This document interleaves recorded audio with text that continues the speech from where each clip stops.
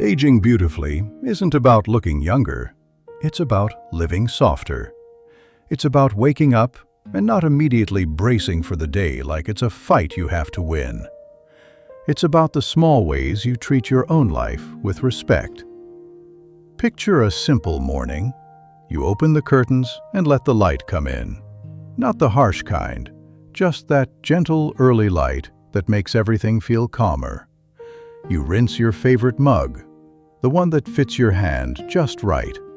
You put on the kettle or start the coffee, unhurried. Maybe you slice an apple. Maybe you set out a little bowl of oatmeal. Maybe you just stand there for a second and listen to the quiet. No big announcement, just a small ritual that tells your nervous system, we're safe, we're home. Tonight's letter is about finding quiet beauty in small rituals that make life gentler and more livable. Because the older I get, the more I fall in love with ordinary mornings. Not the kind you post online, the kind you actually live. The kind where nobody is watching, nobody is grading you. Nobody needs anything from you for a minute. And in that space, you start noticing something. Small things don't feel small when your heart is calmer. A warm cup, a clean counter, a soft blanket, a short walk with the sun on your face. These aren't little when you're older.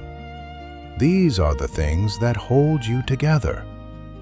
So if you've been chasing more your whole life, more noise, more activity, more proving, this letter is an invitation to step into something quieter, not emptier, sweeter. In the next part, I want to talk about the rituals that hold you together, those simple daily anchors that make your life feel steady, even when the world doesn't. There are days when life feels too big. The news is loud. Your body aches in a way it didn't used to. Someone you love is going through something. Or you wake up with that quiet heaviness you can't fully explain. On days like that, you don't always need a breakthrough. You need an anchor. That's what a ritual is. Not a performance, not a productivity trick. A ritual is a promise you keep to yourself. It's something small you do on purpose so your day doesn't swallow you whole. For some people, it's coffee in the same chair by the window, same angle of light, same view of the street. A few minutes where nobody asks anything of you. For others, it's a gentle stretch before their feet even touch the floor. Not to stay young, just to say to your body, I'm listening. Sometimes it's a short walk, not a power walk, just a slow loop around the block, waving at the same neighbor, noticing the same trees. The body relaxes when it recognizes the path. Sometimes it's prayer, not fancy, just a few quiet words that remind you you're not carrying the world alone. Sometimes it's journaling, 2 or 3 lines, not to fix yourself, just to empty your mind enough to breathe. And for a lot of older people, it's a simple routine in the kitchen. Rinse the mug, wipe the counter, put a little fruit in a bowl. Tiny acts that turn your home into a calm place again. I don't rush my mornings anymore. That doesn't mean every morning is perfect. It just means you stop treating peace like something you'll get to later, after you finish everything. Because later is not guaranteed. And beauty at this age is often made out of minutes. When life is uncertain, rituals make you feel at home. They tell your nervous system, this is familiar, this is safe. They remind you that even if the world is messy, you can still have one clean, steady corner. And you don't need 20 rituals. You need one or two that are yours. Something you do because it makes you gentle again. In the next part, I want to talk about your space, how caring for your home in small ways becomes a kind of sacred thing as you age. Not to impress anyone, but to make your life easier to live. When you're younger, you often treat your home like a place you pass through, a place you sleep, a place you store things, a place you clean when company is coming. But with age, you start treating your home differently. You start treating it like a shelter, not a showroom. My home isn't a showroom, it's a shelter. And that change, quiet as it is, makes life softer. Because your space holds your mood. A cluttered corner can feel like a loud conversation you can't end.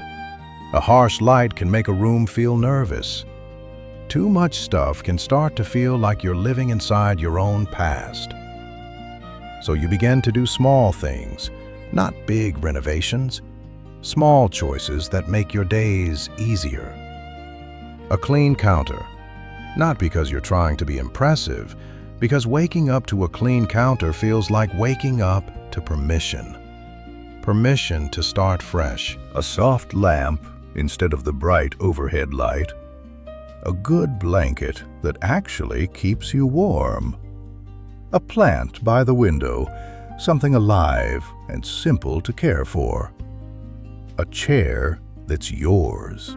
Not a fancy chair, just a chair you sink into and breathe in. Sometimes the most powerful change is clearing one drawer. Just one. You open it, and it's a mess of old receipts, spare buttons, pens that don't work, random cords. You throw out what's dead, you keep what's useful. You make the space breathe. And afterwards, you feel something that surprises you. Not accomplishment, relief. Because clutter isn't just objects. Clutter is decisions you haven't made yet. With age, you get tired of carrying undecided things. You want your life to feel lighter. Comfort is a form of wisdom. That line is true in the home, too. You stop keeping furniture that hurts your back just because it looks nice. You stop keeping dishes you never use. You stop keeping clothes that don't fit the body you have now. You stop treating your home like proof. Proof that you're doing well. Proof that you're put together. Instead, you start asking the better question, does this make my life gentler? And if it doesn't, you let it go. You choose fewer things, but better ones. You choose ease. You choose warmth. You choose a home that feels like it's on your side. In the next part, I want to talk about people and places, the way you start choosing calmer company and gentler environments as you age, because you realize your time is too precious to spend it where you have to perform. As you get older, you start noticing something about your energy. It doesn't come back as fast, so you spend it differently. You stop going places that leave you drained for days. You stop sitting through conversations where you have to brace yourself. You stop laughing at jokes that hurt just to keep things smooth. You begin choosing the people and places that make your life gentler. I choose ease. That might mean one good friend instead of a big group. A friend you don't have to impress. A friend you can be quiet around. A friend who doesn't make everything a debate. It might mean shorter visits, not because you don't love your family, because you've learned that leaving while things are still sweet is a form of wisdom. You come, you enjoy, you bring warmth. Then you go home before your nervous system gets frayed. It might mean choosing calmer places. The library. A small diner where the waitress knows your face. A park bench where you watch people walk their dogs. A little community center class where nobody is trying to outshine anyone. Places where you can just be. Because after a certain age, you realize how much of your younger life was spent performing, being agreeable, being interesting, being the fun one, being the strong one. And it gets tiring. So you stop spending your time where you have to perform. You stop forcing yourself into rooms that demand a mask. You start choosing the rooms that let you exhale.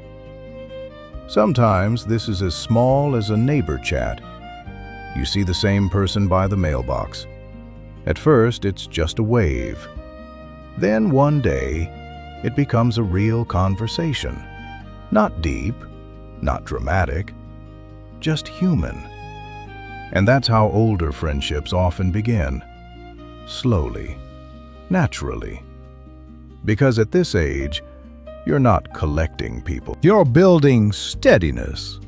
And steadiness comes from kindness without pressure, from familiarity, from small moments repeated. A weekly trip to the same place, a quick hello that becomes a warm habit.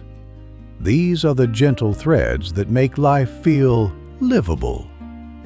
In the next part, I want to talk about the body, because aging beautifully also means treating your body with respect. Not obsession, not fear, just simple care that says, "You've carried me a long way, and I'm going to be kind to you now." Aging beautifully has a lot less to do with fighting your body and a lot more to do with respecting it. When you're younger, you can treat your body like a machine. Skip meals, push through, sleep later, ignore little pains, and the body keeps going until it doesn't. With age, your body becomes more honest. It tells you what works. It tells you what doesn't. And if you listen, life gets gentler. Not perfect, gentler. Sometimes the most beautiful body ritual is simply drinking water without waiting until you're already tired. Sometimes it's eating regular meals, simple ones, because your blood sugar doesn't want drama anymore. Sometimes it's a slow walk. Not to punish yourself, not to earn dinner, just to keep your joints moving and your mind quieter. Sometimes it's stretching in the morning, even for 1 minute, just rolling your shoulders, just moving your neck, just telling your body, "I'm with you." Sometimes it's choosing a nap. That's a big one, because so many people were trained to feel guilty for resting, like rest is laziness. But at this age, rest is maintenance. Rest is how you stay kind. Rest is how you stay steady.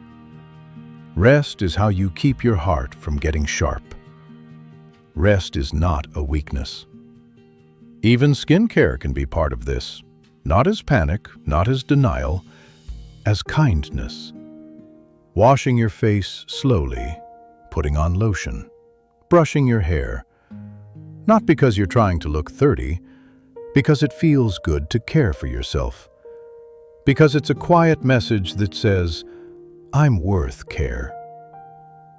And then there's the biggest body ritual of all, listening to your limits, leaving earlier, sitting down sooner, turning down a plan when your body says no, not with a long explanation, just with respect. You stop trying to win against your own tiredness. You start partnering with it. I treat my body like a lifelong friend, because it is.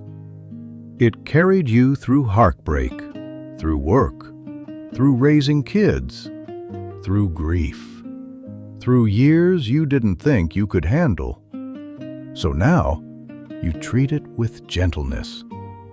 You don't have to be obsessed. You don't have to be perfect. You just have to be kind. In the next part, I want to talk about the quiet beauty underneath all of this. How, with age, you start letting life be enough. You stop chasing big excitement, and you start noticing the sweetness that was always hiding in plain sight. There's a moment that happens for a lot of people as they get older. It's not dramatic. It's more like a soft click in the mind. You realize you're done chasing the louder life, done chasing the version of yourself that looks impressive from the outside, done chasing proof that you matter. And in that quiet, something surprising shows up. Enough. Not settling. Enough. You start noticing beauty in things you used to walk past. Light through curtains in the late afternoon, soup simmering on the stove, a clean sink before bed, the sound of a neighbor's wind chimes, a small laugh in a small room. It's not that your life got perfect, it's that your heart got calmer. And when your heart is calmer, you can finally see what you already have. You begin to appreciate the ordinary because you've lived long enough to know it's not guaranteed. A quiet morning is not boring. It's a gift. A simple meal is not small. It's care. A peaceful evening is not nothing. It's your life being gentle. This is what enough looks like. And with that comes a kind of freedom. You stop needing your days to prove something. You stop treating your schedule like a scoreboard. You stop measuring your worth by how busy you are or how admired you seem. You start living in a way that feels honest to your age. Slower, softer, clearer. And the strange thing is, when you stop chasing big beauty, you start finding real beauty. Not the polished kind, the lived-in kind. The kind that feels like home. My life is simpler, and it's sweeter. That sweetness doesn't require you to pretend everything is fine. It just means you stop overlooking what's good, because it isn't loud. You let gratitude be quiet. You let joy be small. You let your life be livable. In the closing, I want to leave you with one gentle thought to carry forward. Something that reminds you that aging beautifully is not about becoming someone else. It's about choosing gentleness again and again, right where you are. Aging beautifully isn't about becoming flawless. It's about becoming gentle. Gentle with your mornings, gentle with your body, gentle with your space, gentle with the people you allow close.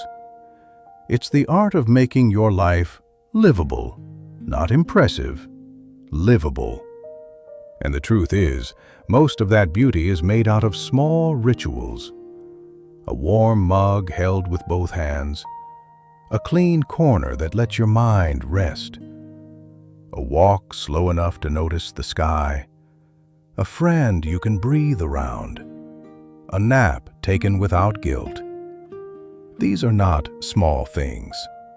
These are the things that hold you. So if you've been feeling like life needs to be bigger, louder, more exciting to be meaningful, let this be your reminder. Quiet can be beautiful. Simple can be sacred. And peace is a kind of wealth.